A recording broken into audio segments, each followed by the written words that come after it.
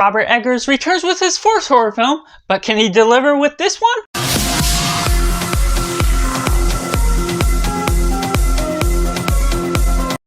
Welcome Cinema, where we focus on the film. I'm Josh, this is Simply Cinema. Let me know down in the comments below what you thought of Nosferatu 2024. Was it good, was it bad, or somewhere right in the middle? Let me know all your thoughts. We can all share our honest and different opinions that can just go in different ways for the way we connect to film in different ways. Make sure to like this video if you enjoy it. Subscribe if you haven't already to join in the film culture community where we talk about the love of cinema as a whole. And getting right into the synopsis. Nosferatu shows the gothic tale of an obsession between a haunted young woman and a terrifying vampire and the horror that unfolds within its wake. Getting right into the positive, I first like to talk about the elephant in the room, just everything that's going on with my love for Robert Eggers as a director, delivering with The Witch, The Lighthouse, and The Northman.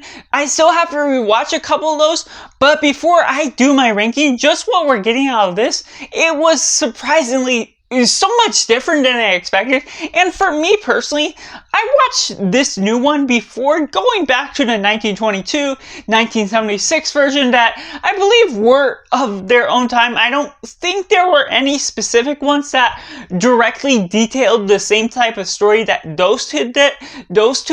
And so just the way we're building upon this period piece, it goes into something that I was not expecting for the story as a whole. Obviously not knowing the formal story, seeing it play out, whether in the silent version or 1979 version, and what we're getting out of the cast is great. Nicholas Hoult, Emma Corrin, William Dafoe, Bill Skarsgård as Count Orlok, and just other ones, Lily Rose Depp, and maybe other ones that I may be missing at the time being, but just all their performances are great. Nicholas Hoult, fantastic, just playing that character that you see the fear in his eyes. He's also done Juror Number 2 from earlier this year, directed by Clint Eastwood. Just what we get out of it, you see the fear as he faces it, and that's what encompasses the story, encompasses the environment, this bleak setting that really opens up the area. And not to mention Bill Skarsgård, his transformation for Nosferatu. I can't wait to see the transformation videos for the time-lapse, making him get into that makeup. It looks incredible, and the voice, whatever voice changing or deepening the sound effects was fantastic and disturbing at the same time. Just what you want for this vampire sort of transformation. I don't think it will ruin any of my experience once I get back into the older versions of this film, because this is also slightly adapted from Bram Stoker's Dracula. It was inspired by that as well as the original. So by no means, this is a horror film that does have its disturbing moments. It's slow moving at sometimes, but it sucks you into this gothic and bleak world that feels almost welcoming in one sense, and you feel trapped inside. But it's a cinematic experience that's visually stunning.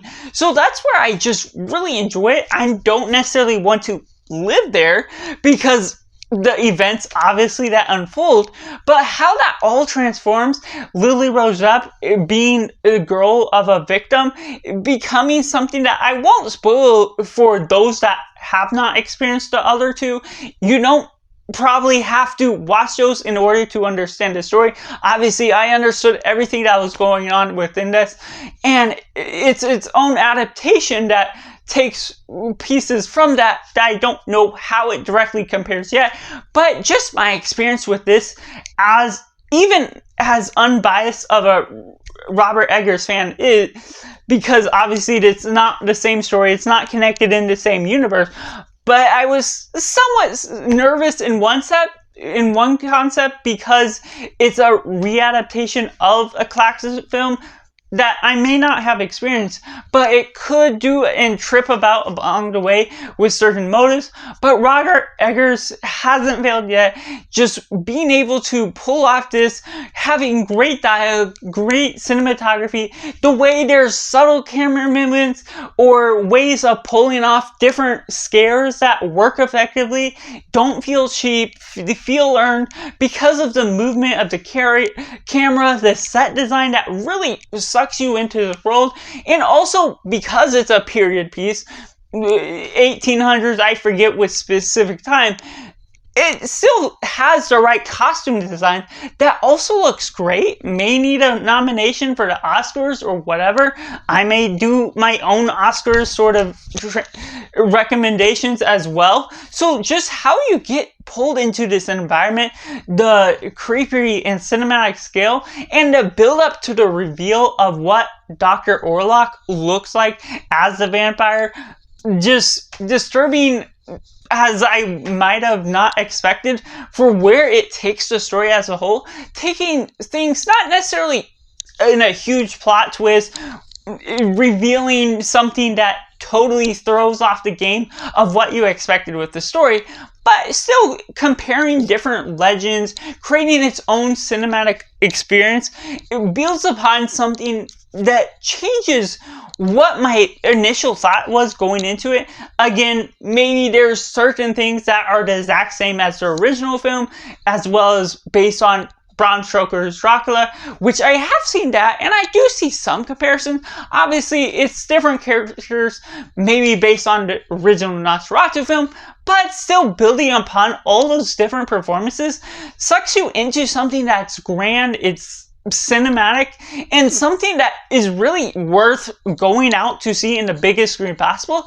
And even then, still feeling like it would be something that you still enjoy at home on the big screen, whatever big screen you have, maybe not your cell phone, but something that obviously deserves its own treat by the sound design, everything that's going about, because of not only the sounds in general, what you're doing for the background and everything, but especially the vampire Dr. Orlok's voice, just disturbing, and builds and opens up something that I just did not expect for the awakening of this evil that's going on, this demonic possession, where that reminds me to talk about that sort of exorcism type of scene that I won't spoil specifically where and how it leads up to that, but what all goes on with that just goes into something that much more disturbing and works effectively, especially because of who is being acting out as that girl being exorcised in a sense. And so that really opens up a can of worms that goes into this horrific state. And it's in one sense not necessarily the scariest film ever that I would label it as, because it's also slow moving, it doesn't really build up to something, but it still takes all those unexpected turns that really changes the way it shapes the story as a whole, building up a complex period piece that may not be overly complex. It's simple in some standard. It talks about different plagues, different people that doubt there's a vampire, things that explain different things in other ways, and goes about doing curses about the vampires, how that overreaches the lines, and revealing the powers of the vampire becomes something that it's easy to understand, probably for anyone. It's not necessarily something for younger kids, obviously, for the horrific sequences, other things that go about along the way, but that's what makes this something that was a real treat to be had, especially not really going into it, knowing what to expect, knowing the plot narrative based on what it's going, adapting whatever it did from the original Nosferatu, other ones that still would have taken its own liberties. Obviously, this is a speaking film, so it would have been more clear, would have had more dialogue to begin with, and so the chemistry that's gone on screen between the different couples that are married, and the session that all leads on to the ultimate conclusion and that final movie shot just looks so great in the way that it leaves an impact on you by all the way they build up the ambience, the cinematography, the setting as a whole, just feeling welcoming and feeling lost into that cinematic experience that I had with this film. Which takes me into the mix elements, to which there's a few moments here and there where maybe the beginning was a bit slow, some of the exposition took a little bit to build up. Now, of course, that can be something for almost every film, unless it has a hard hooking moment. It's not always going to work effectively. There's also things that, besides the horror moments, if you're scared of horror films, you won't particularly love this. And there's also a nip slip where you show the cleavage of a woman. It's not fully breasted, but there's another part where there's a sex scene that goes on, and it's not necessarily revealing anything. It's not explicitly showing nudity or anything along the lines of that, but wanting to point it out for those that are trying to sensitize for children or whatever you're personally sensitive to watching on screen yourself, just wanting to put it out there of how it may turn you off or what to prepare for if you are somewhat sensitive to that sort of material. But that's just my personal thoughts and review for Nosferatu, which I have to rate as simply 9 out of 10. But make sure to comment down below your thoughts on Nosferatu so we can have a nice and lovely discussion on the film, all the good, all the bad that you may have personally had with it. Make sure to like this video if you enjoy it, subscribe if you haven't already to join in the film culture community where we talk about the love of cinema as a whole. And that's just all, and make sure you do yourself a favor and go watch a movie.